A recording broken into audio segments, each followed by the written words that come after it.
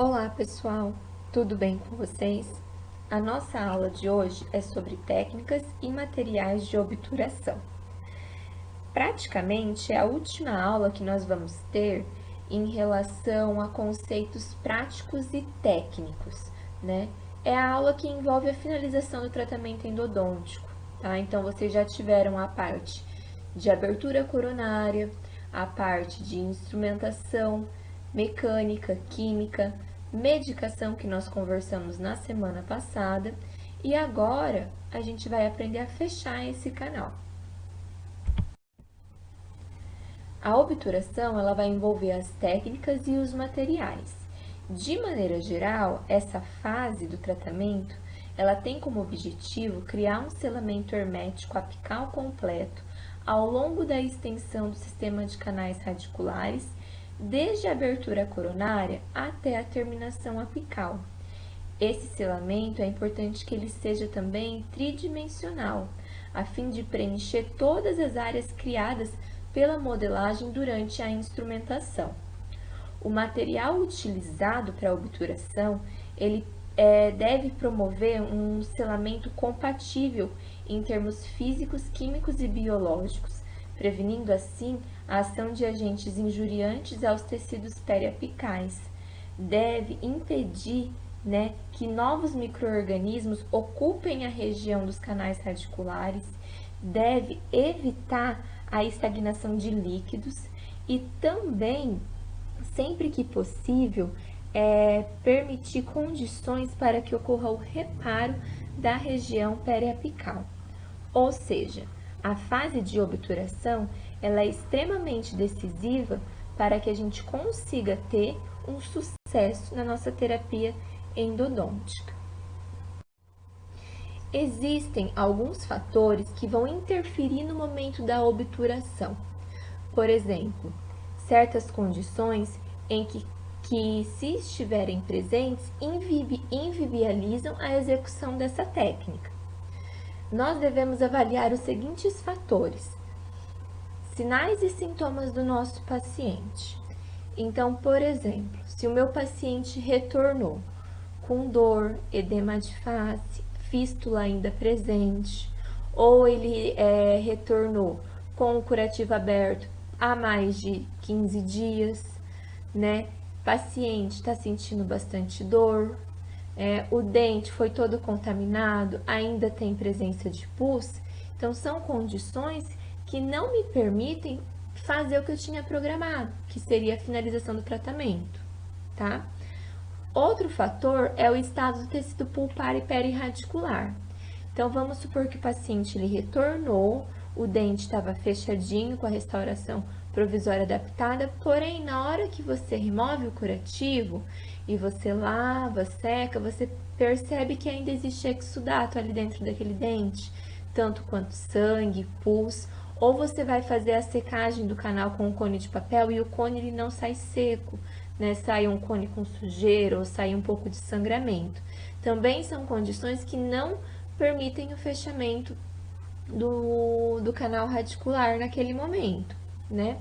E outra situação e outro fator que deve ser avaliado antes da gente decidir optar pela obturação é o grau de dificuldade e colaboração do meu paciente. Geralmente, esse fator está mais associado quando o profissional está com o intuito de fazer tudo em uma sessão só, né? Então, assim, você já abriu, você já limpou, já instrumentou. Provavelmente, você já está com o seu paciente há uns 40 minutos, quase uma hora. Na hora de chegar para obturar, você precisa avaliar quanto tempo eu vou demorar para finalizar esse dente. O meu paciente já está cansado, a abertura bucal dele está limitada, ele está querendo ir no banheiro, né? Como é que ele tá? Ele tá passando bem? Porque dependendo do tempo que já transcorreu, às vezes a anestesia já tá passando também, né? E o paciente pode sentir um pouco de desconforto nessa próxima fase. Então, são algumas condições que você precisa avaliar antes de tomar essa decisão de fechar o dente. Quando é um canal único, a gente ainda consegue fazer a obturação um pouco mais rápido, né? Agora, quando você está lidando com 2, 3, 4 canais, ela exige um tempo a mais. né? E o profissional precisa estar com esse tempo também, não é só o paciente que precisa estar disposto. Se você tem paciente te esperando na recepção, se você está atrasado, não adianta você querer fazer tudo rápido de uma vez só, porque não vai dar certo, né?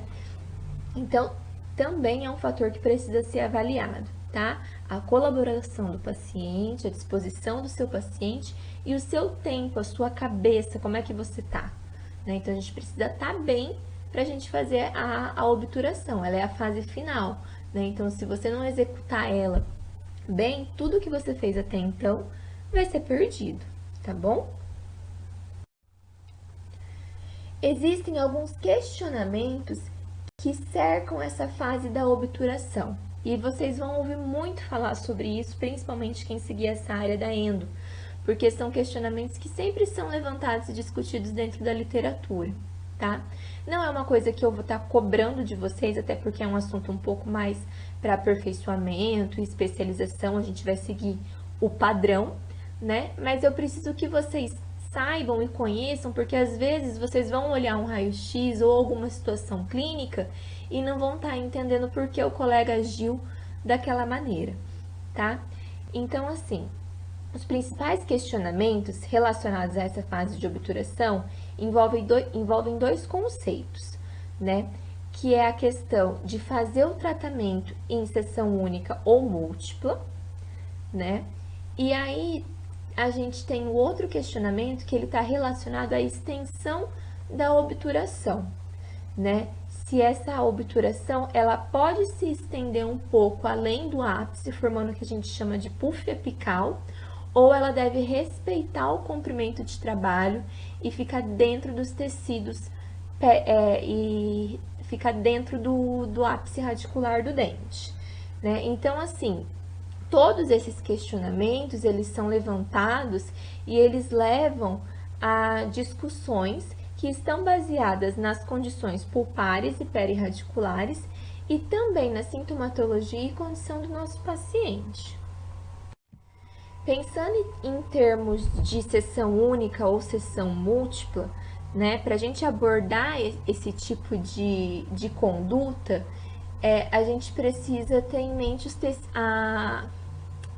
aquela questão novamente de tecido pulpar vivo e tecido pulpar necrosado, né? Então, basicamente, o que a gente encontra na literatura seria de que quando a gente tem uma condição de polpa viva, né, inflamada, sem estar necrosada, sem ter lesão, né? Então, como a gente vai ter uma quantidade menor de micro-organismos e esses micro-organismos, eles são mais fáceis de serem controlados e muitas vezes eles nem chegaram a contaminar toda a região periapical, somente às vezes fizeram uma contaminação parcial dessa polpa, a gente consegue, dentro dessas condições, como são micro-organismos menos patogênicos, realizar o tratamento em uma sessão única, porque a gente consegue condições assépticas e ausência de contaminação em uma sessão única, tá?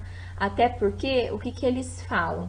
Que hoje em dia a gente tem muitos instrumentos, né, principalmente insertos ultrassônicos, que permitem com que eu limpe melhor o meu canal e da mesma forma que eu consigo limpar melhor, eu consigo fazer isso de uma forma mais rápida. Então, por isso, dentro dessas condições, existem os autores que defendem a realização do tratamento de canal em uma sessão só, né? Outro ponto até que eles discutem e usam como forma de defesa é que é mais garantido para o sucesso até do tratamento que o paciente finalize aquele canal em uma sessão só do que ele vá para casa com um curativo e corra o risco de haver alguma infiltração ou quebra desse curativo e, consequentemente, contaminação com o meio externo. E quando ele voltar para mim, eu vou ter perdido toda a limpeza que eu fiz e vou ter que refazer antes de obturar. Tá? Então, os autores que defendem essa parte da sessão única, eles relacionam essa condição de polpa viva, né? Micro-organismos menos patogênicos, e que talvez o fato do paciente ir embora com o curativo traria mais riscos de contaminação do que se a gente fechasse o dente numa mesma sessão, tá? Existe o caso de tecido pulpar necrosado. Como a gente já discutiu, quando a gente tem ou não tem lesão, só o fato da polpa estar necrosada, a gente já está lidando com micro-organismos mais patogênicos, né? Micro-organismos que invadiram o canal radicular como um todo. E não é tão simples de fazer essa descontaminação como no caso de uma polpa viva, tá? Porém, existem algumas situações, tá? Como periodontite apical crônica, abscesso periapical crônico, otite condensante, que os autores defendem a realização desse tratamento em sessão única, tá? Da mesma forma, a gente encontra que em certas situações isso realmente não pode ser feito, que seriam situações onde a gente tem um abscesso periapical agudo, né? Onde eu tenho edema de face, presença de fístula, pus, supuração. Então, são casos onde a gente não consegue um secamento do canal.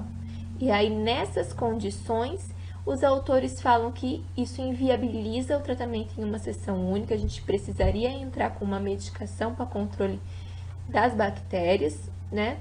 E aí, nessa situação, não se aplicaria a sessão única, tá?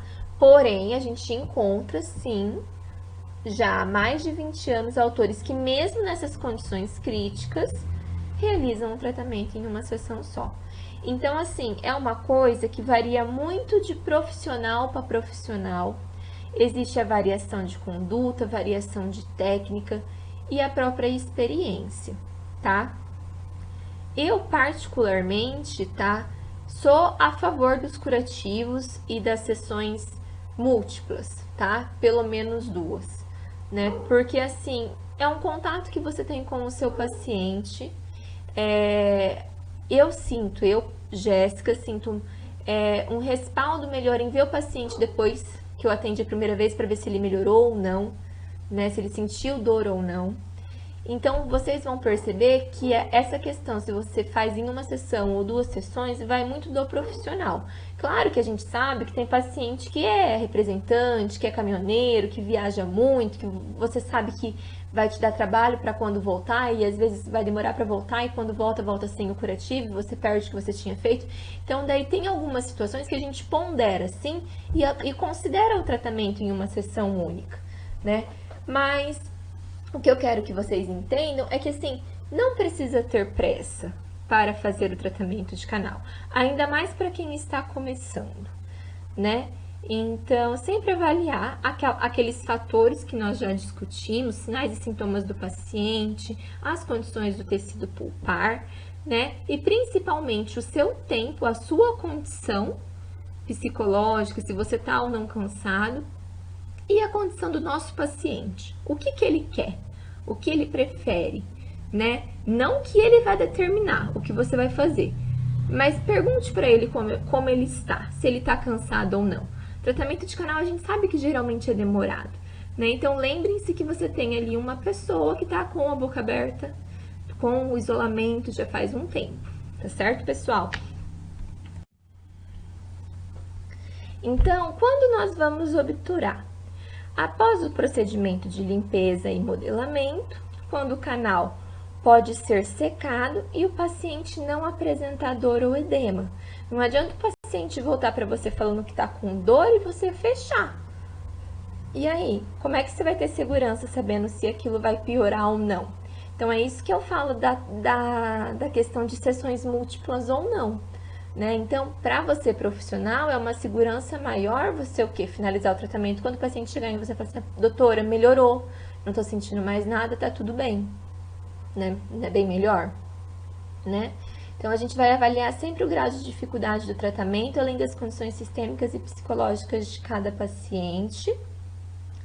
E aquilo que eu já comentei com vocês, se existir presença de exudato oriundo do canal, né, o canal não conseguir ser seco, o cone de papel ele não tiver sequinho na hora que você for fazer o toalete final e a secagem, né, isso inviabiliza, tá, pessoal? Então, assim, frente a essas condições, o que eu recomendo para vocês que estão começando, que ainda vão ter a experiência clínica de vocês?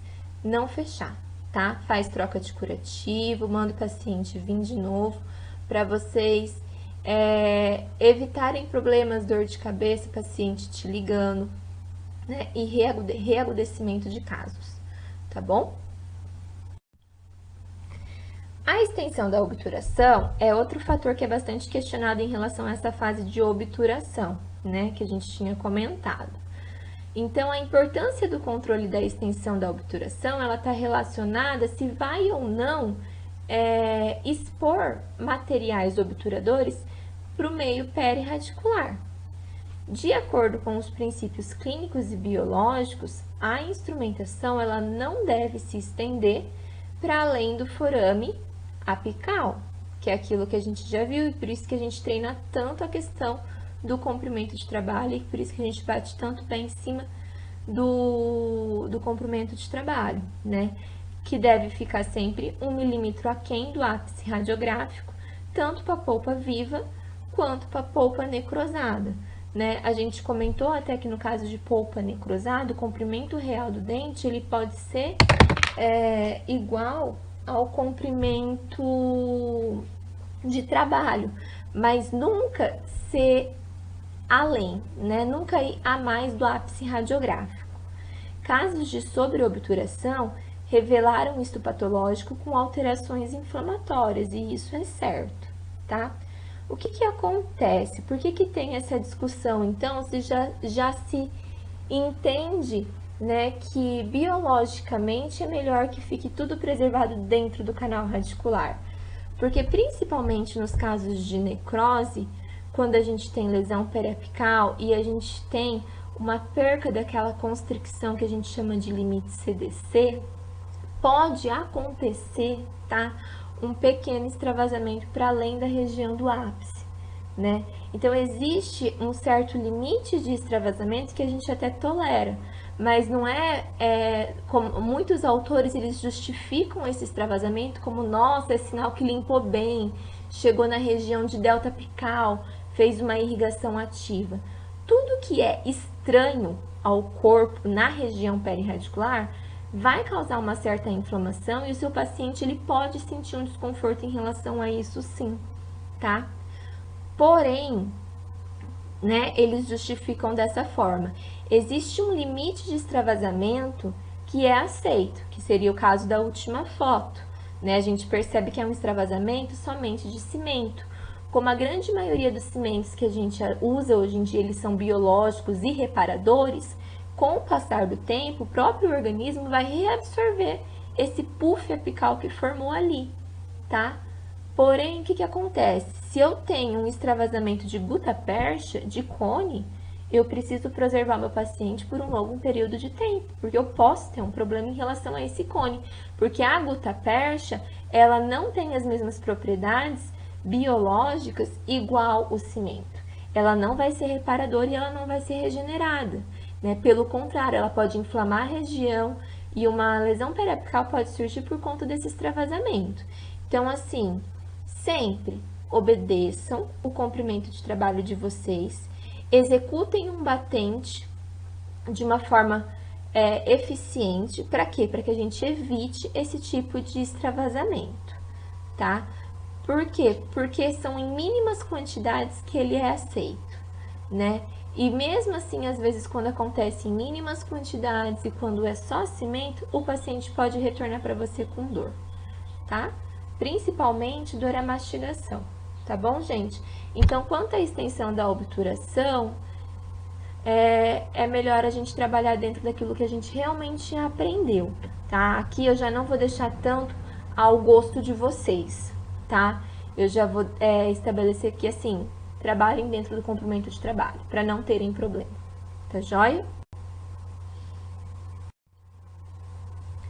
Antes da gente iniciar a nossa obturação, é extremamente importante a gente fazer a remoção da smear layer. Eu acho que o professor Marcelo já comentou com vocês um pouco a respeito dela, né? A gente já falou um pouco sobre o EDTA na semana passada como medicamento.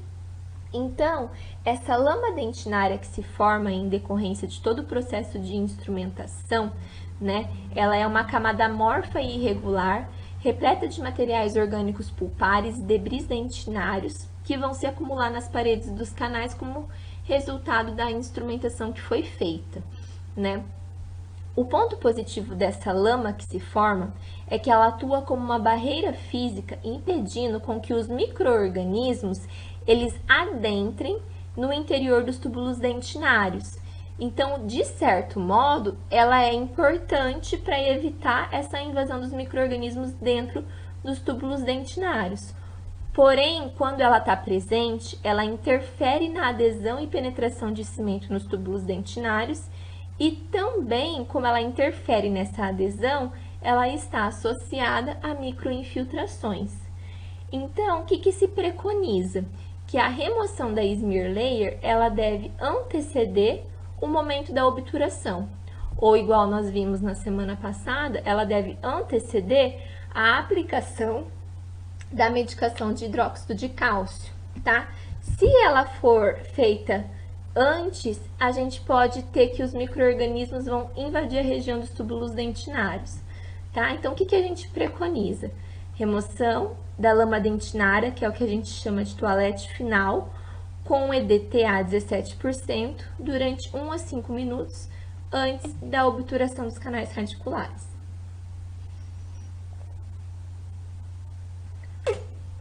Fazendo isso, a gente vai ter uma melhor adaptação dos materiais obturadores às paredes radiculares, penetração dos cimentos em vários níveis, né? Tentando a gente fazer aquela obturação tridimensional e redução de até 60% das infiltrações bacterianas, independente do tipo de cimento utilizado, ok?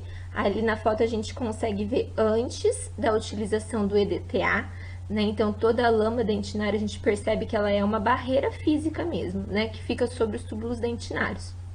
E na segunda foto, após a utilização do EDTA, a gente consegue ver certinho os túbulos dentinários.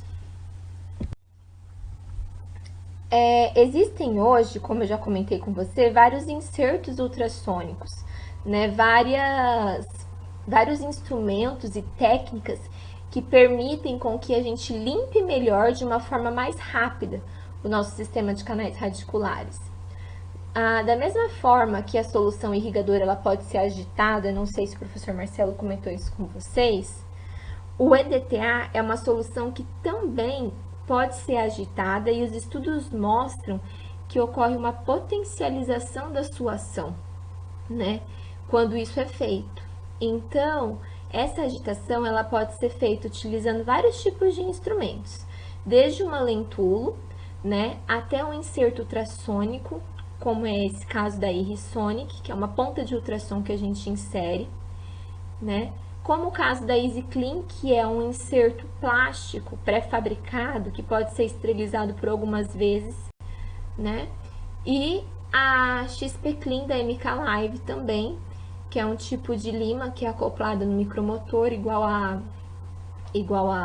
lentulo, podem fazer esse movimento de agitação e limpeza do EDTA e da solução irrigadora também, tá? Então, no vídeo, vocês vão ver depois, ele não vai rodar aqui agora por conta da gravação, tá? Então, na apresentação em PowerPoint, vocês podem estar olhando o poder e a eficiência, né, da gente agitar essa solução e como que ela limpa bem. Então, a gente tem uma qualidade de limpeza muito melhor quando a gente faz essa agitação.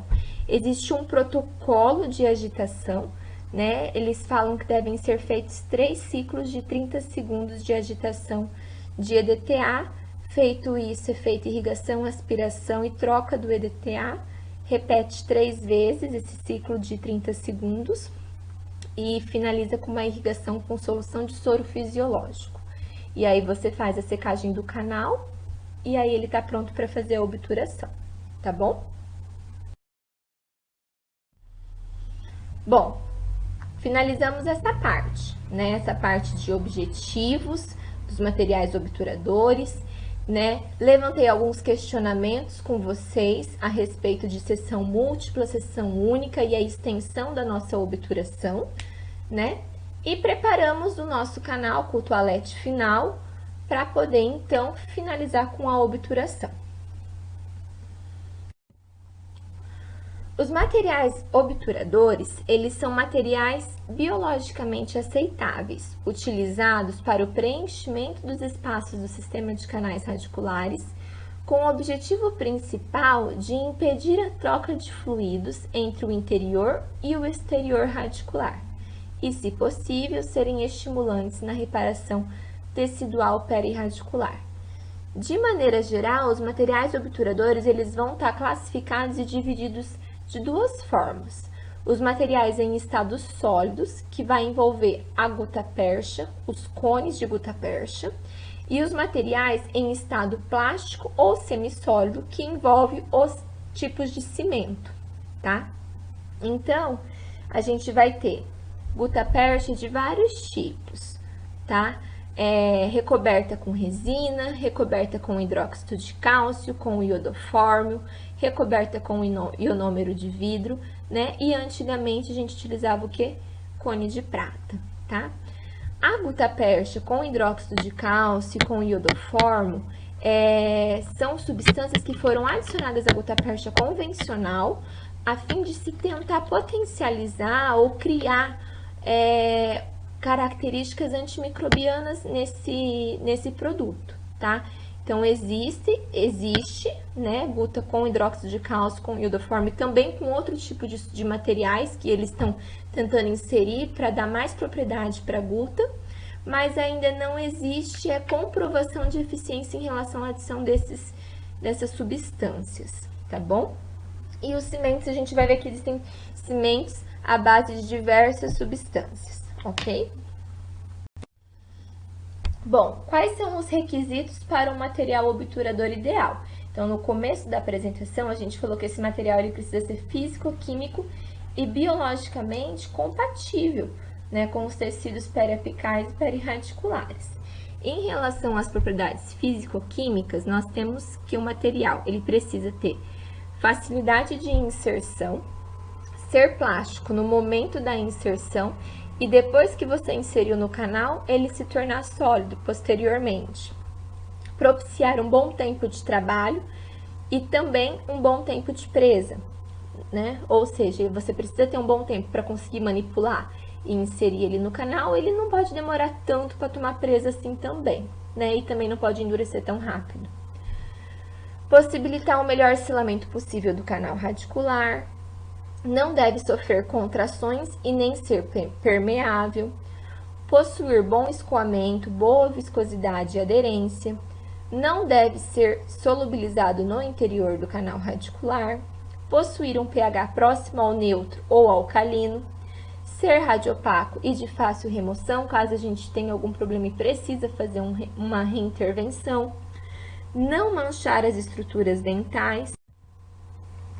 E quanto às propriedades biológicas, deve apresentar boa tolerância tecidual, ser reabsorvido no periápice quando extravasado, tá? Então, em casos de puff apical, né, onde a gente tem extravasamento, ser reabsorvido. Estimular ou permitir a deposição de tecido mineralizado a nível foraminal, ter ação antimicrobiana, não desencadear resposta imune dos tecidos periapicais e não ser mutagênico ou carcinogênico. Então, a partir disso, a gente vai discutir alguns desses materiais, tá?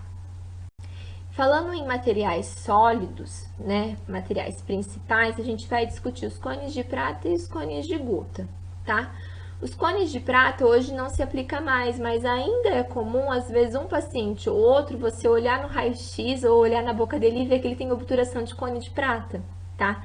Então, era um material do tipo sólido, muito utilizado, e a sua rigidez proporcionava fácil aplicação, além de permitir um controle mais previsível da extensão da obturação. No entanto, era incapaz de preencher irregularidades, né? Então, a gente pensando na anatomia complexa que a gente tem no sistema radicular, com um cone de prata, que é rígido, a gente não consegue preencher canal lateral, canal acessório, né? Então, essas irregularidades, elas ficavam vazias. e quando em contato com fluidos ou saliva, o cone ele sofria corrosão. Além disso, tem toda a questão do manchamento, tanto da estrutura dentária, quanto da própria mucosa, tá? Que era provocada pelos cones. Então, hoje não se utiliza mais. Elas vão ser vendidas, tá? As gutas, elas podem ser vendidas tanto como cone acessório, que daí eles não são padronizados, né? Como cones principais, respeitando a mesma padronização das limas, né? Então, eles vão lá de 15 até 140, com 0,02 de conicidade. Aqui a gente tem o Active GP, que é um sistema de obturação utilizado nos Estados Unidos, onde o cone de guta ele é revestido por um ionômero de vidro. E o tamanho desses cones, eles são todos verificados a laser, diferente do que acontece no Brasil, onde eles são feitos e enrolados à mão. Então, a ponta dos cones, elas não são tão precisas, como no caso desse Active C, onde elas são verificadas a laser, tá? Então, aqui a gente tem um ajuste mais preciso. Outro sistema é o Resilion, onde o sistema de obturação, ele vai ser à base de resina, tá? Também ele é muito utilizado nos Estados Unidos. Como ele é à base de resina, ele vai envolver um condicionamento das paredes do canal com um primer, seguido da aplicação da resina, e a ponta de papel, compactação e fotopolimerização, tá? No Resilion, eles formam como se fosse um monobloco, tá? A vantagem, menos fratura radicular e menor infiltração coronária.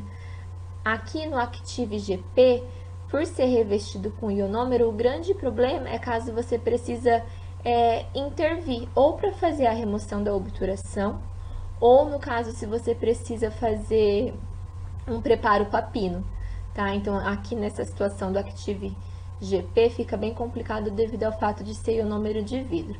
No Resilion nem tanto, tá bom?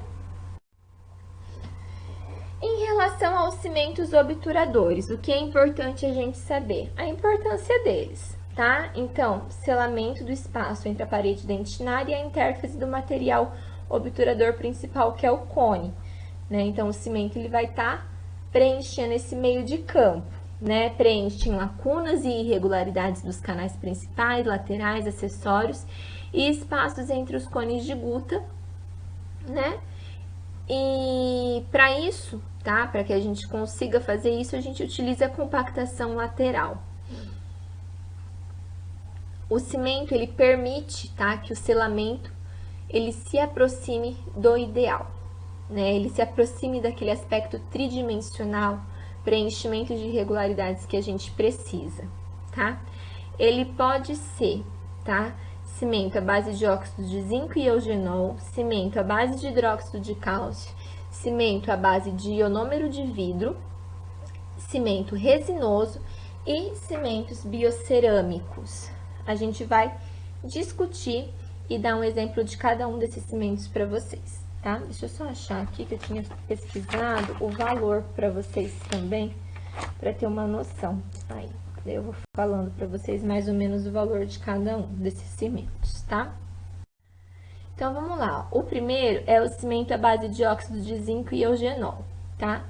O principal exemplo dessa categoria de cimento é o Endofil, tá? A gente utiliza bastante. Foi o meu primeiro contato com o cimento obturador, foi o Endofil, tá? Quais são as vantagens? Cientificamente comprovado, seu sucesso a longo prazo, apresenta boa tolerância pelos tecidos periapicais, boa radiopacidade, bom escoamento e impermeabilidade. Porém, tem a questão do manchamento. Como ele é à base de óxido de zinco, se você não limpa direitinho a estrutura coronária depois da obturação, se você não corta o cone na proporção correta, o dente pode sofrer manchamento, pode ficar acinzentado, né? Aquele paciente que olha para você, sorri e fala assim, poxa vida, tratou o canal do central. né? Além disso, ele tem um tempo de presa lento, então ele demora um pouco para endurecer, em torno de 20 minutos, né? Falta de adesão e solubilidade, tá? É composto por pó e líquido e você faz a manipulação utilizando uma placa de vidro, tá? Isso independente, tá, gente? Para qualquer tipo de cimento, placa de vidro, espátula metálica estéreo, beleza? E aí a proporção que vocês vão utilizar, a gente vai ver depois, mas não é igual no ionômero de vidro, por exemplo, onde a gente usa uma porção certinha, né? É uma coisa meio que a olho, até a gente conseguir uma mistura homogênea com uma espessura de fio de 2 centímetros. Esse é o ponto ideal de qualquer tipo de cimento obturador, tá? O Endofil, mais uma vantagem importante é o custo. Custo-benefício excelente, tá? Então, em torno aí de R$50, rende bastante, né? A gente tem esse cimento, tá? A única coisa, quando utilizar, limpar muito bem e cortar muito bem os cones, pra gente não ter a questão do manchamento, tá? Ou, se possível, em dentes anteriores, evitar o uso desse cimento, beleza? O outro cimento que a gente utiliza bastante também, acho que com certeza alguns de vocês já teve contato com ele, já conhece, são os cimentos à base de hidróxido de cálcio, que é o caso do Sealer 26, que a gente usa bastante aqui no Brasil, né? E o Celapex, que é muito utilizado nos Estados Unidos, tá? Preço, tá? Então, o Sealer 26, ele tá custando em torno de uns R$85. Custo-benefício é bom, tá? Em termos de propriedade, ele é um pouco melhor do que o Endofil, com certeza, até porque a questão do manchamento ela é um pouco mais preservada, né? Ele tem a adição do hidróxido de cálcio, né? Então, assim, ele é um cimento um pouco melhorado. Em termos de radiopacidade, também é melhor do que o Endofil, tá? Proporciona uma radiopacidade melhor no raio-x final, né? Que é o nosso retrato, nosso tratamento. Então, infelizmente, muitas pessoas julgam o tratamento só olhando o raio-x final, né? Então, ele dá uma visão mais bonita do tratamento no final, né? Na imagem final. Foram desenvolvidos com finalidade terapêutica, atividade antimicrobiana e capacidade de selamento adequada. Potencial sementogênico e osteogênico não foram evidenciados, apesar de ser a base de hidróxido de cálcio. E não existe um cimento composto exclusivamente de hidróxido de cálcio, ou seja, existem outros componentes também na sua composição.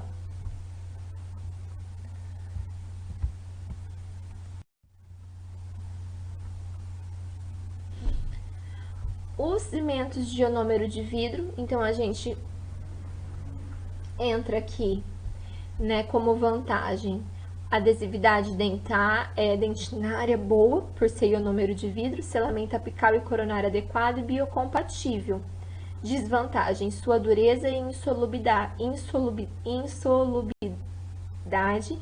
tornam o retratamento e o preparo de espaço para pino mais difíceis, que é na mesma coisa do Active GP, onde os cones são revestidos por ionômero de vidro, é a mesma desvantagem, a mesma dificuldade encontrada, tá? Além disso, é um cimento bem caro, tá? Ele custa em torno de R$370 a caixinha, apesar que ele dura bastante, mas mesmo assim a gente tem outras opções, né, como o Sealer 26, por exemplo, que me dá uma condição de trabalho tão boa quanto e num custo mais acessível, né? Os cimentos resinosos, gente, delícia de trabalhar, tá? H+ é sensacional, já usei, sempre tenho ele no consultório, porque ele é um cimento com qualidades melhoradas e a radiopacidade dele fica perfeita, tá? Então, assim, quando que eu uso o H+? Quando eu tive alguma complicação no meu tratamento, tá? Quando eu tive, por exemplo, fratura de instrumento, principalmente fratura de instrumento.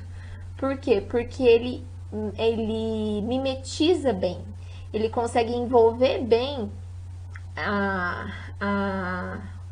o instrumento fraturado e muitas vezes fica até imperceptível na obturação final, tá?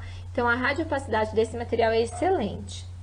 São antimicrobianos, têm uma boa adesão, longo tempo de trabalho, facilidade de manipulação e muito boa capacidade de selamento.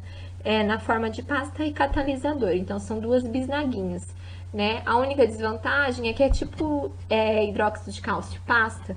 Às vezes você vai apertando, apertando e rasga, daí faz uma meleca. Então, isso eu colocaria como uma desvantagem do produto, tá? Além disso, né, como desvantagem, insolubilidade relativa em solventes, alguma toxicidade quando recém-manipulado e alguma solubilidade aos fluidos orais, tá? Na verdade, todos os tipos de cimento, antes deles serem manipulados, eles apresentam uma certa citotoxicidade. Após a manipulação, essa toxicidade ela é perdida, tá? Mas antes de serem manipulados, todos eles apresentam uma certa citotoxicidade. Independente do tipo de cimento, tá?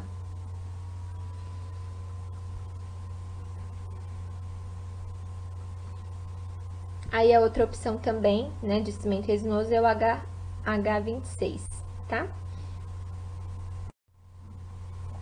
Atualmente, o que a gente tem de melhor no mercado, tá? Em termos de propriedades, de facilidade de manipulação e inserção no canal, de propriedades biológicas, químicas e físicas, são os cimentos biocerâmicos, tá?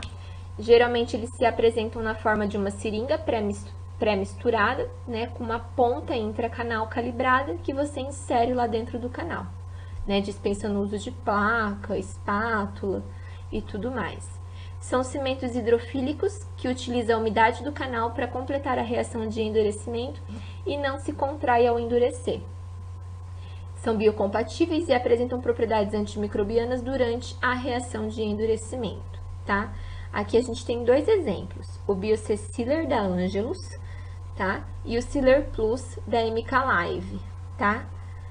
Grande desvantagem, gente, o preço, tá? O custo-benefício aqui é alto. Por quê? Porque eles não rendem, né? Como eles são essas seringas de ponta injetável, eles não rendem igual aos outros cimentos que a gente manipula. Geralmente é uso único, no máximo 2 vezes, dependendo da quantidade de canal que você está tratando, tá? São seringas de 0,5 gramas. O da Angelus, ele tá custando mais ou menos, tá? R$220. E o da MK Live, o Sealer Plus BC, em torno de 150, tá bom? Então, para você usar em um tratamento só, acaba ficando inviável, tá? Bom, e frente a todos esses tipos de cimentos que a gente tem, qual escolher? Né? O material sólido, que é o cone de guta, é mais fácil, é o que a gente tem hoje em dia. Né? O Resilium, o Active GP, eles são utilizados mais fora do país. O que a gente tem aqui são cones de guta principal e acessórios, né? Cone de prata não usa mais. Mas em relação aos cimentos, a gente tem realmente muitas opções, né? E frente a isso, o que a gente vai usar? Então, a escolha do cimento, ela deve ser feita levando em consideração as suas propriedades biológicas e físico-químicas. Todos esses que eu apresentei para vocês, eles têm propriedades biológicas e físico-químicas muito bem definidas, estabelecidas e discutidas e boas, né? Que a gente apresenta resultados a longo prazo satisfatórios, usando esses cimentos que eu passei para vocês. Então, é comum que o clínico, ele se acostume a usar um determinado cimento endodôntico. Com o tempo, ele vai conhecendo as suas propriedades, adquirindo prática em manipulação e generalizando sua aplicação para todos os tratamentos. Um cimento poderá ser empregado em todos os casos, tá? Você pode usar endofil para tudo, tá? Mas, em certas circunstâncias, a utilização de um cimento apropriado às condições clínicas do dente em tratamento poderia tornar o trabalho melhor e mais fácil, tá bom? Ou seja, existem determinadas situações em que você pode utilizar um outro tipo de cimento. Então, aquilo que eu comentei com vocês, que eu sempre tinha um H+ guardado. Não é que eu usava o H+ em todos os casos. Acho que eu não comentei o preço do H+ para vocês, né? Mas o H+ ele custa em torno de R$250. Dura bastante, tá? Mas assim, gostava de ter ele guardado, porque em determinados casos, onde eu precisava ter uma ação antimicrobiana melhor, onde eu tinha algum tipo de intercorrência, eu gostava de finalizar com ele, tá? O Endofil eu usei mais durante a faculdade, então depois eu não usei mais. E o Sealer 26 era o meu outro cimento que eu sempre tinha, né? Para os casos de maneira geral, né? Agora vamos supor que vocês querem trabalhar com endofil. Usem o endofil, treinem com endofil. Mas daí, de repente, é interessante ter um Sealer 26 para fazer a obturação dos canais de dentes anteriores.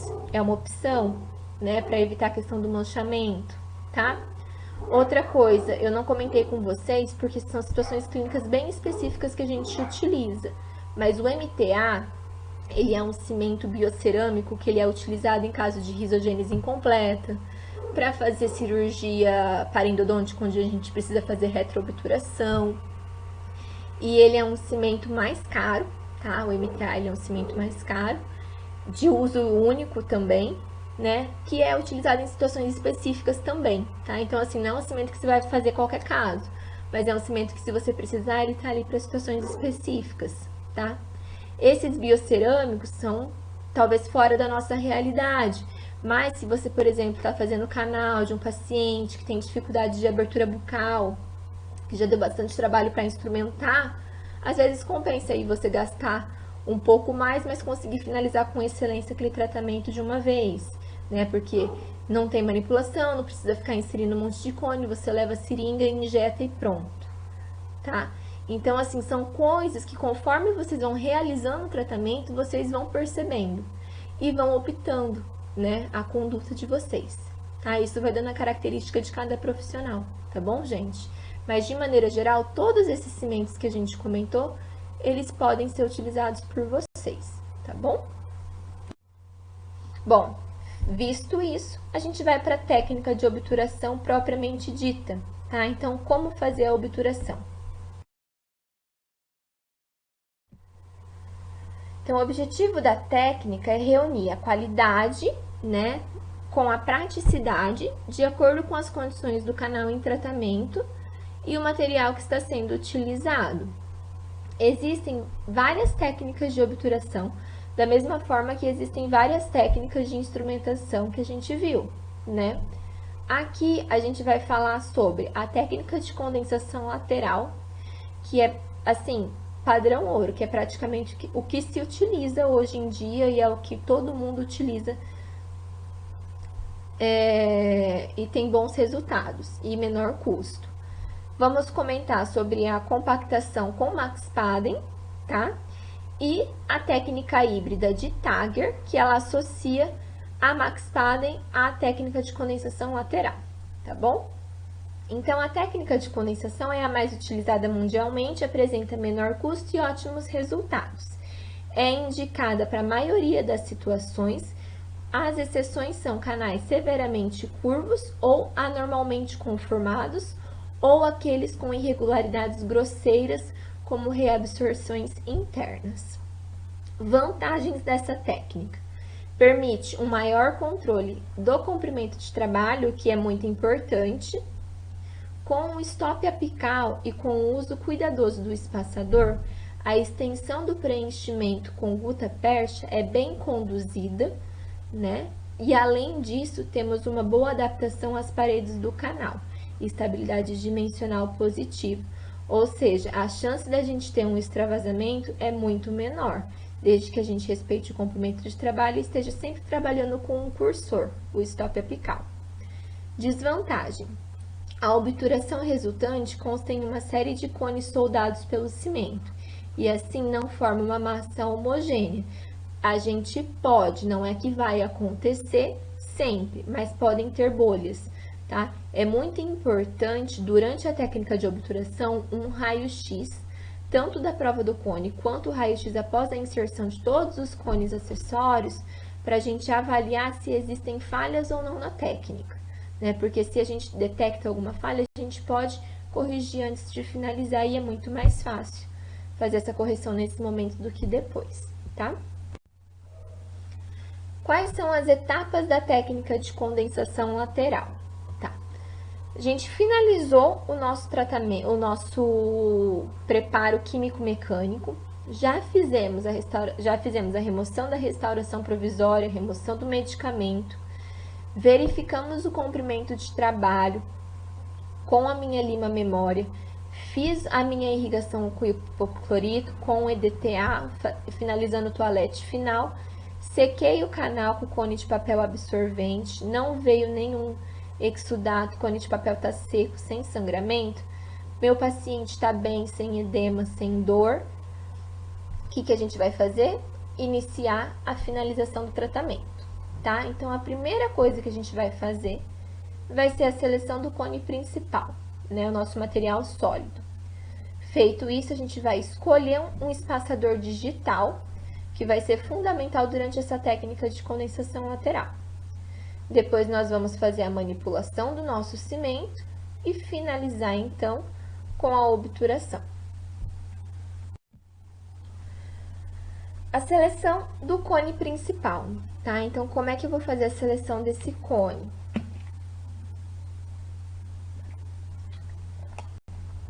O cone principal, junto com o cimento, vai ser o responsável pela obturação do canal em profundidade. A escolha de um cone de guta com um diâmetro similar ao diâmetro cirúrgico do canal em sua porção apical é decisiva para que a gente tenha qualidade de obturação, além do que, gente, evitar o extravasamento, tá? Então, lembra que a gente comentou várias vezes a importância do batente? Batente é igual ao diâmetro cirúrgico. Para que a gente faz? Para servir como um receptáculo para os materiais obturadores, não é verdade? Então, e qual que é a lima que a gente utiliza na confecção do batente? A gente vai utilizar uma sequência de limas, mas a última lima que vai finalizar o meu batente não é a lima memória. Então, eu vou, nesse momento, recorrer à minha lima memória. Eu preciso lembrar qual foi a minha lima memória, tá? Então, dois fatores, eles vão ajudar na escolha do cone principal, né? O primeiro é esse que eu acabei de comentar com vocês, que é o calibre do último instrumento utilizado na confecção do batente, que é a lima memória, né? E aí, a outra coisa é o quê? Essa lima memória, ela tem que estar no meu comprimento de trabalho. Então, esse meu cone escolhido, né, baseado na minha lima memória, ele também vai ter que estar no meu comprimento de trabalho.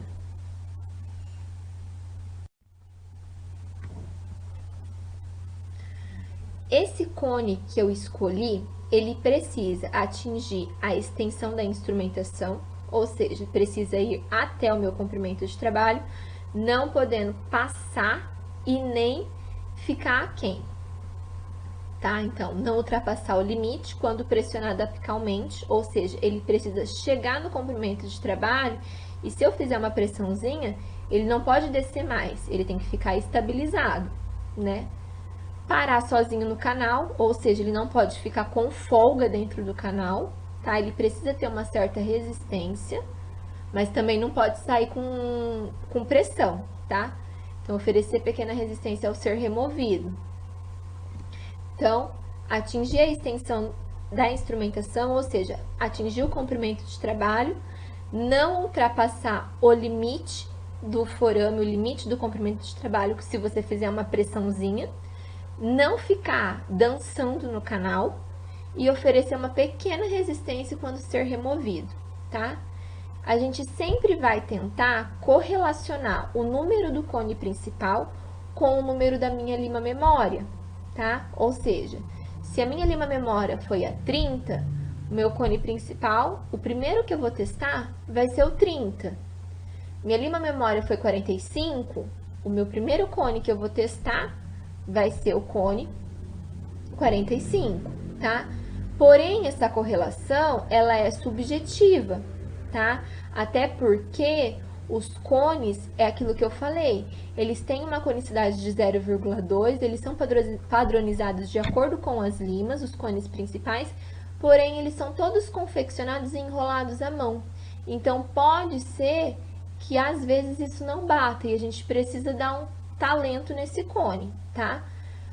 Mas, assim, a percepção tátil do cirurgião dentista nesse momento é muito importante, tá? Por quê? Porque vocês vão ter que inserir, sentir se travou, sentir se na hora que sai ele tem uma leve resistência, sentir se não ficou muito frouxo, ou sentir se ele não iria além do seu comprimento de trabalho. E tudo isso, gente, é tátil, é vocês quem vão estar determinando.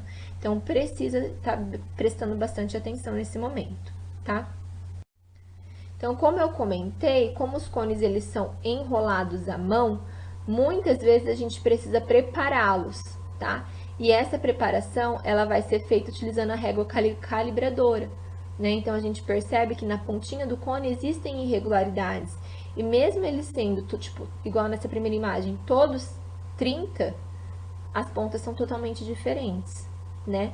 Então, antes da gente inserir eles no canal, a gente vai esterilizar eles em solução de hipoclorito. Então, joga os cones que você vai testar dentro do potinho com hipoclorito, deixa por 1 ou 2 minutos, tira e faz a calibração.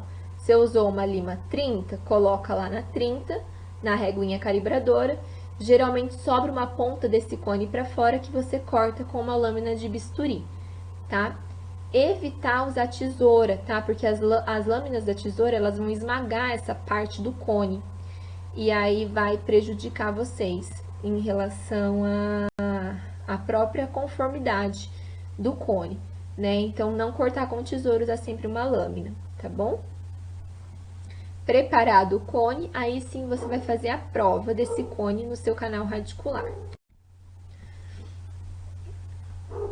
Você provou, sentiu uma certa estabilidade tátil, sentiu segurança tátil, que ele tá levemente travado, não tá descendo além do comprimento de trabalho, não tá folgado, você vai fazer um raio-x para comprovar se a adaptação tá legal, tá? Então, o cone ele tem que se encaixar certinho, igual tá na primeira imagem. Ele não pode passar igual tá na segunda e nem ficar travado aquém do seu comprimento de trabalho igual tá na terceira imagem, tá bom, gente? Se está tudo bem, o cone teve uma boa adaptação, tá?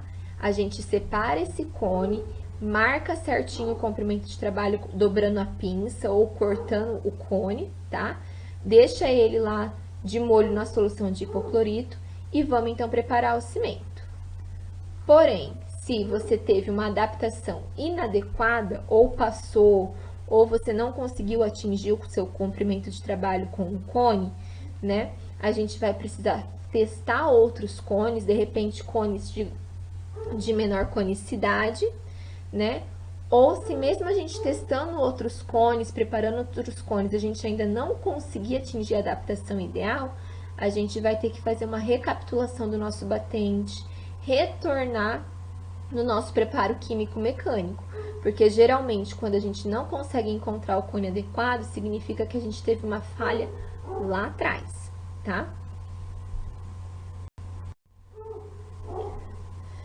Certo, cone escolhido, a adaptação tá ok, a gente vai escolher o nosso espaçador digital para fazer a condensação lateral, tá? A escolha desse espaçador digital vai depender muito do nosso cone principal e da nossa lima memória. Geralmente, eles estão associados e correspondem à mesma numeração, tá? Os espaçadores digitais, eles são instrumentos metálicos que lembram as limas, destinados a proporcionar espaços para a colocação dos cones secundários durante a obturação. São comercializados com cabos manuais e digitais em diferentes calibres. Apresentam forma cônica, com ponta aguda ou romba, tá? Então, eles não têm espiras, eles são lisos, tá? E eles podem ser de aço inoxidável ou de níquel titânio, para ser utilizados em canais curvos, tá bom? Então, qual que é a função deles? Criar um espaço para você conseguir inserir os cones acessórios dentro do canal junto com o cimento, tá? Então, é isso que ele faz. Você inseriu o seu cone principal, vai encaixar ele na parede, né, entre o cone e a parede lateral. Ele tem que atingir terço médio, tá? Pelo menos o terço médio, para daí você então conseguir inserir os demais cones. Isso é importante, tá, gente? espaçador digital, ele nunca vai conseguir atingir o seu comprimento de trabalho, tá? Por quê? Porque quem atingiu o seu comprimento de trabalho foi o cone principal. Então, se o cone principal estiver bem encaixadinho, o espaçador digital ele não vai chegar até lá, tá? Ele vai ficar geralmente aí uns 3 milímetros aquém, tá bom? Escolhido o espaçador digital, a gente vai então preparar o nosso cimento. Já dei uma adiantada para vocês lá de como tem que ser essa preparação do cimento. Então, utilizar placa de vidro, espátula metálica estéreo, tá? A gente pode ter esse cimento sobre duas apresentações, pó líquido, tá? Ou pasta-pasta. E, de maneira geral, não existe uma quantidade pré-estabelecida, tá? A quantidade de pó depende do volume de cimento obturador que você vai desejar preparar, de acordo com a amplitude e o número de canais que vão ser obturados. O líquido ele será usado em quantidade suficiente para que se obtenha um cimento com a consistência desejada. Qual que é a consistência desejada? Pastosa, homogênea, formando um fio de 2 centímetros, tá bom? Então, você coloca uma porção de pó, um pouco de líquido, vai aglutinando esse pó nesse líquido até você obter essa massa homogênea com fio de 2 centímetros, tá? Cimento pronto, a gente vai, então, executar a técnica de obturação, tá? Primeiro passo. Pego a lima memória num comprimento de trabalho -2 ou -3, passo ela no meu cimento e levo essa lima memória no canal radicular, envolvendo as paredes laterais, tá? Então, eu não vou chegar até a região apical, não quero. Eu só quero o quê? Besuntar as paredes laterais com o cimento, tá? Então, eu coloco a lima memória, faço o movimento de rotação no sentido anti-horário, tiro, passo no cimento de novo, levo de novo, faço isso umas 2 ou 3 vezes. Para o quê? Para eu envolver as paredes laterais com o cimento. Feito isso, a gente pega o nosso cone principal, seca ele, porque ele vai estar no hipoclorito, então seca o cone principal, passo ele no cimento e vou levá-lo lentamente, esse cone, até o meu canal, até atingir o comprimento de trabalho. Atingi, estabilizei, vou pegar então o meu espaçador digital, tá? Geralmente vai ser o 25 ou 30, geralmente não é mais grosso que isso, o espaçador digital que vocês vão utilizar. Então, por tentativa, a gente pega o espaçador digital de calibre compatível com o espaço que tem ali entre a parede e o cone, tá? E com o movimento firme em direção apical e com pequenas oscilações de 1/4 de volta para a direita e 1/4 de volta para a esquerda, esse espaçador é introduzido, né? E ele consegue, então, abrir esse espaço, né? Buscando pressionar lateralmente o cone contra a parede. Com a pinça clínica, a gente vai pegar o cone acessório, né? E vai, então, passar ele no cimento obturador. E enquanto com uma das mãos você tá segurando a pinça, a outra mão você vai retirar o espaçador, girando no sentido anti-horário. E imediatamente após o espaçador ter saído e liberado o espaço, você insere o cone acessório que você está segurando com a pinça no espaço que foi deixado. Novamente, você vai, então, inserir o espaçador digital, abrindo o espaço com movimentos na direção apical, fazendo pequenas oscilações de 1/4 de volta para a direita, 1/4 de volta para a esquerda, até você conseguir atingir mais ou menos a região de terço médio. E vai, então, pegar um outro cone acessório, passar no cimento e levá-lo até o canal no momento em que você remove o espaçador, certo? E você vai fazendo isso até você não conseguir mais inserir o espaçador digital, ou você insere, mas percebe que o espaçador digital ele já está na região de terço coronário.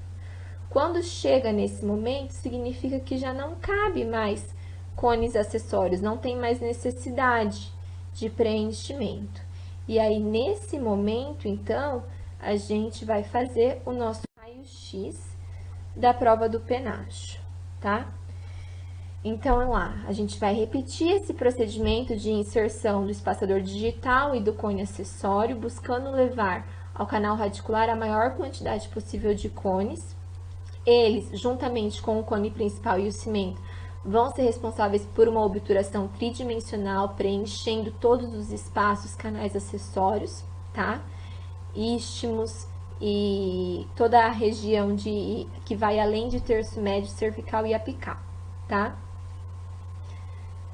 Quando a gente não consegue mais penetrar os cones acessórios e o espaçador, ele já não entra mais na região de terço médio, ele fica só mais na região de terço cervical, a gente então suspende e vai então fazer um raio-x, tá?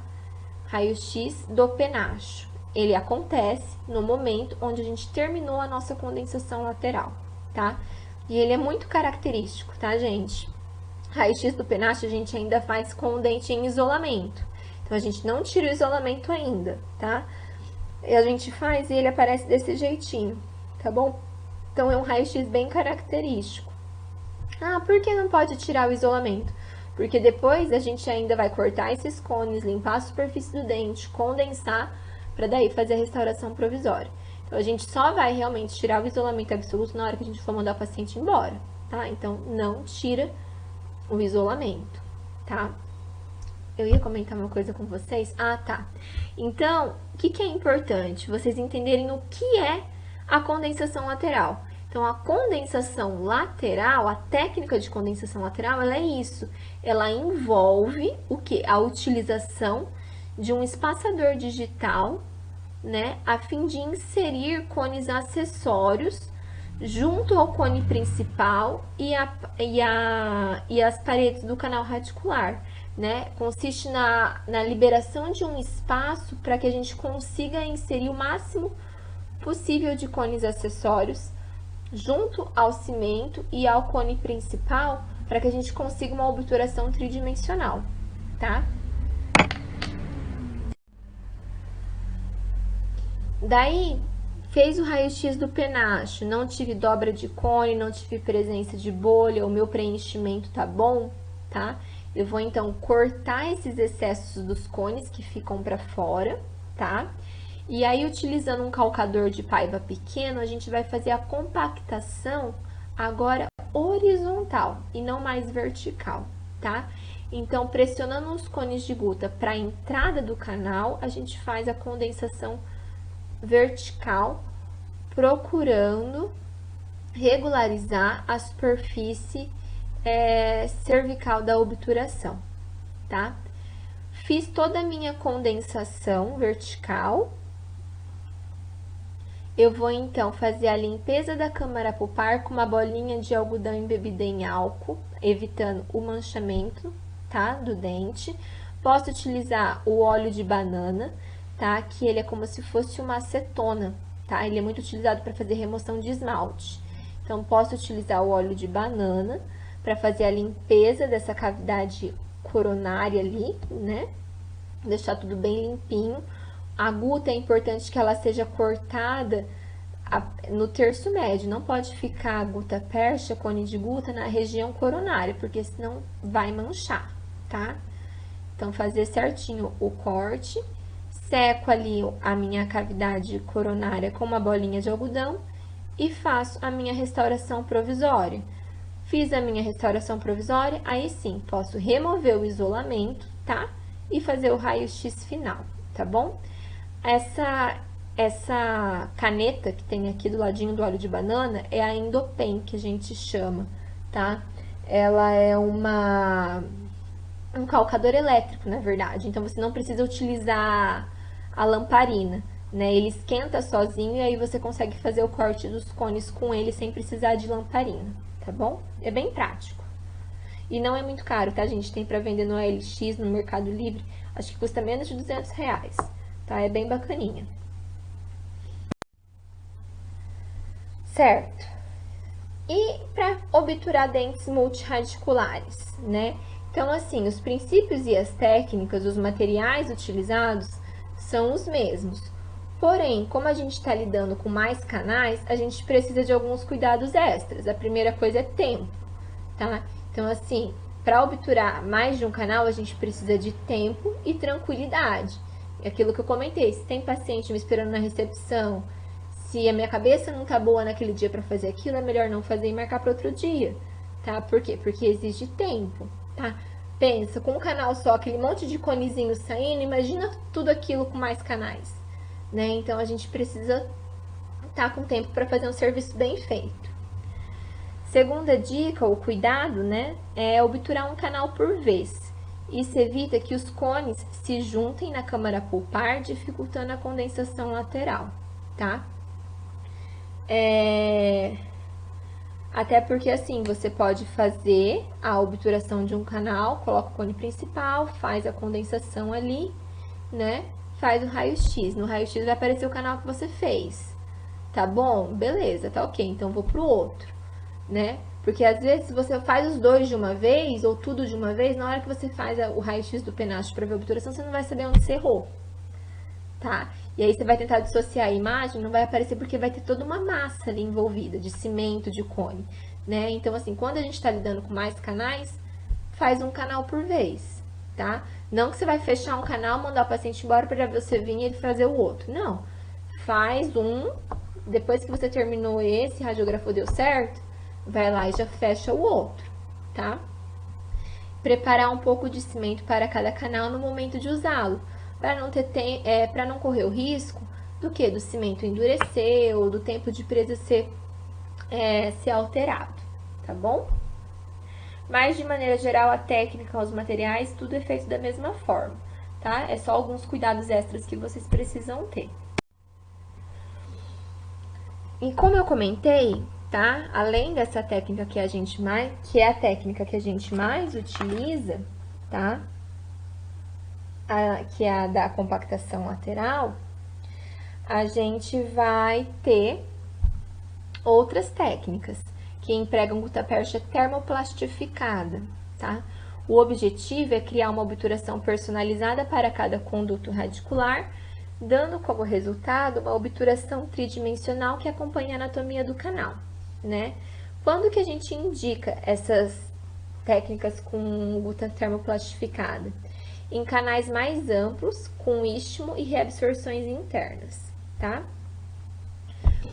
As técnicas termodinâmicas, né, onde a guta ela é amolecida pela ação de um calor produzido pela fricção de instrumentos, envolve a técnica da Max-Spaden e a técnica híbrida de Tagger. A Max-Spaden, gente, ela é um instrumento muito parecido com uma lentulo, tá? É fabricada de aço inoxidável e apresenta um desenho similar a uma lima Redstone, porém as espiras elas são invertidas, são encontradas nos calibres de 25 a 80 e o comprimento de 21 a 25 milímetros, tá? Elas vão ser utilizadas no contraângulo. A gente vai escolher o compactador com o canal vazio, então a gente vai testar ele. Lembrando que no caso desses compactadores, eles não são levados até o comprimento de trabalho, devido ao risco de extravasamento que eles podem provocar, tá? Então, eles vão ser sempre utilizados menos 2 ou menos 3 do comprimento de trabalho. Eles não devem ficar presos, não devem ter resistência com as paredes laterais dos canais por causa do risco de fratura, tá? Então, se ficar travado com o canal vazio, pode fraturar. Também não deve estar muito folgado, né? Porque senão ele não vai conseguir gerar a fricção e o calor necessário para termoplastificar a gutapercha. Ou seja, não deve ficar nem muito travado e nem excessivamente folgado. Praticamente igual o cone principal, tá? Só que daí que vai, quando você testa o compactador, o cone principal ele já está posicionado. Então daí você entra com a Max-Spaden para testar e o cone principal tá lá. Então ele tem que nem ficar travado e nem ficar muito folgado diante dessa situação, tá? O compactador selecionado, ele deve entrar sem pressão exagerada, pelo menos até o terço médio. E antes de levá-lo ao canal, é importante verificar se ele está girando no sentido horário, tá? Porque se ele estiver para sentido anti-horário, ele vai remover todo o seu cimento e guta. Então, ele precisa estar girando no sentido horário, beleza? Então, como que a gente vai fazer? Escolhi lá o meu cone principal, vou escolher o meu compactador, qual que vai se ajustar melhor. Vou colocar um cursor lá para eu inserir ele só até -3 no meu comprimento de trabalho. Aí, preparo o cimento, posso levar com a lima memória o cimento nas paredes laterais, levo o meu cone principal posicionado corretamente no comprimento de trabalho. E aqui nessa técnica, no lugar de eu ficar inserindo vários tipos de cone, eu já vou inserir a Max Padding e acioná-la. E essa Max Padding, junto com o cimento, ela vai então termoplastificar a minha guta percha, tá? Então, o calor resultante do atrito plastificará a guta percha e concomitantemente será compactada dentro do canal. À medida que a guta ela vai sendo compactada, o instrumento ele tende a sair sozinho do canal. Essa retirada sempre com o micromotor em movimento, né? E ela deve ser feita de forma lenta. Então, assim, nunca você vai parar de acionar o micromotor com ele dentro do canal. Então, ele sempre vai estar sendo mantido em movimento, tá? Porém, a sua mão que trabalha de forma mais lenta, para que você consiga fazer a remoção dele do canal radicular. Imediatamente após a retirada do compactador, com o uso de calcadores de Paiva, tá? A gente faz a condensação vertical, né? Compacta essa guta e esse cimento que ficou, corta se precisar cortar, tá? Tirando todo o cimento e guta percha da região coronária. E aí a gente limpa com a bolinha de algodão e álcool ou óleo de banana, seca bem e faz a restauração provisória e raio-x final, tá? No caso da técnica com a Max Padding, daí aqui a gente não tem o raio-x do penacho, tá? A gente vai ter só o raio-x da prova do cone. E para finalizar, a gente tem a técnica híbrida de Tagger, tá? A técnica híbrida de Tagger, ela junta as duas coisas. A condensação lateral, que é aquela onde a gente utiliza o espaçador digital e os cones acessórios, junto com o cone principal, sendo que é a responsável pela obturação de todo o terço apical e médio também, tá?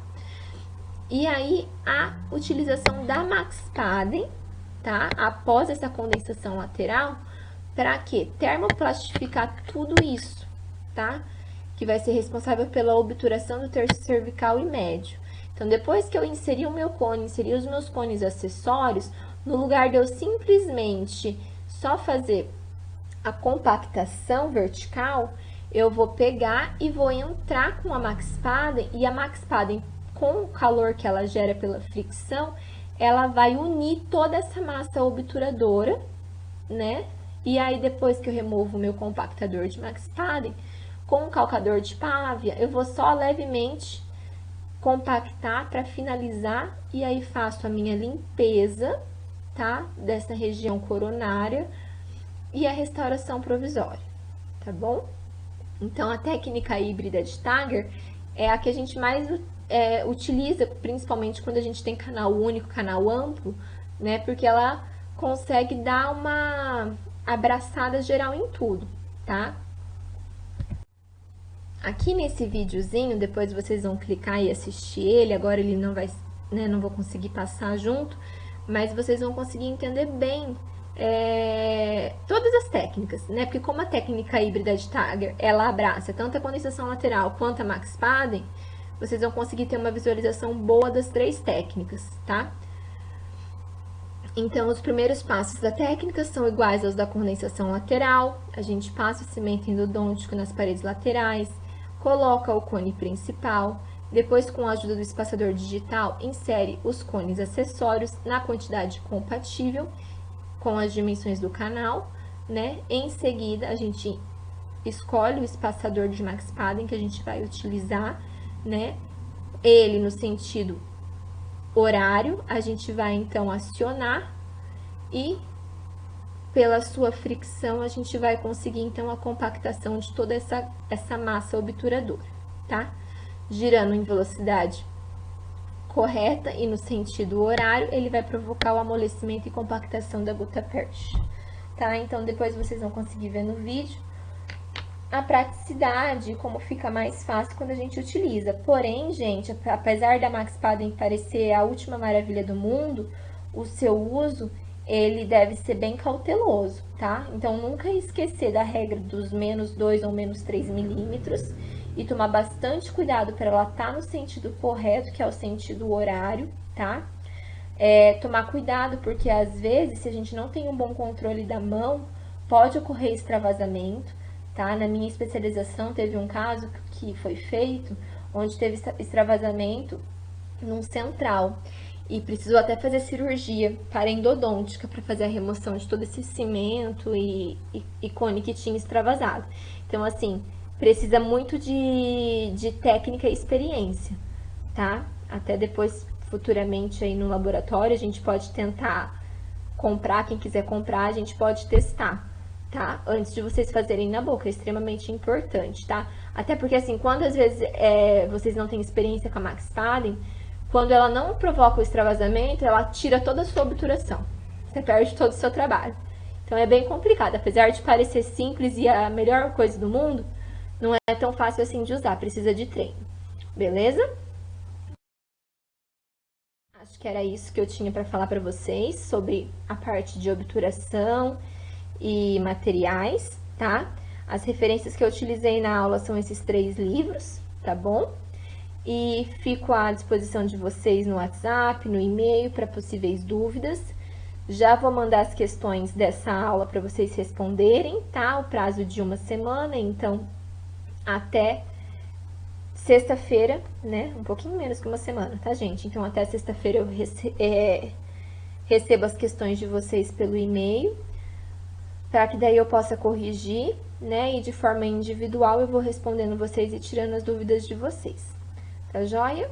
Muito obrigada e até a próxima!